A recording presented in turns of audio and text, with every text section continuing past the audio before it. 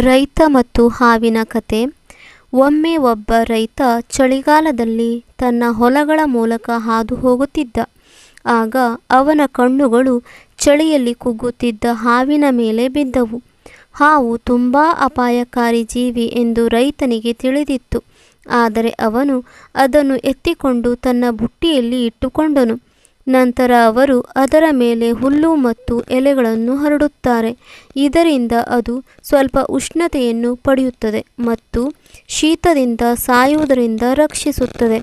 ಕೂಡಲೇ ಹಾವು ಚೇತರಿಸಿಕೊಂಡು ಬುಟ್ಟಿಯಿಂದ ಬಂದು ತನಗೆ ತುಂಬ ಸಹಾಯ ಮಾಡಿದ ರೈತನಿಗೆ ಕಚ್ಚಿತು. ಅದರ ವಿಷದಿಂದಾಗಿ ಅವರು ತಕ್ಷಣವೇ ಮರಣ ಹೊಂದಿದರು ಮತ್ತು ಸಾಯುತ್ತಿರುವಾಗ ಅವರು ತಮ್ಮ ಕೊನೆಯ ಉಸಿರಿನಲ್ಲಿ ಹೇಳಿದರು, ನನ್ನಿಂದ ಕಲಿಯಿರಿ, ಯಾವುದೇ ದುಷ್ಟ, ಕೆಟ್ಟ, ತುಚ್ಛ ವ್ಯಕ್ತಿಯ ಮೇಲೆ ಎಂದಿಗೂ ಕರುಣೆ ತೋರಬೇಡಿ. ನೀತಿ: ನಾವು ಎಷ್ಟೇ ಚೆನ್ನಾಗಿ ನಡೆಸಿಕೊಂಡರೂ ತಮ್ಮ ಸ್ವಭಾವವನ್ನು ಬದಲಾಯಿಸಿಕೊಳ್ಳದ ಕೆಲವರು ಇದ್ದಾರೆ. ಯಾವಾಗಲೂ ಜಾಗರೂಕರಾಗಿರಿ ಮತ್ತು ತಮ್ಮ ಸ್ವಂತ ಪ್ರಯೋಜನಗಳ ಬಗ್ಗೆ ಮಾತ್ರ ಯೋಚಿಸುವವರಿಂದ ದೂರವಿರಿ.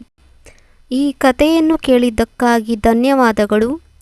Thanks for watching. Please like, share and subscribe this channel.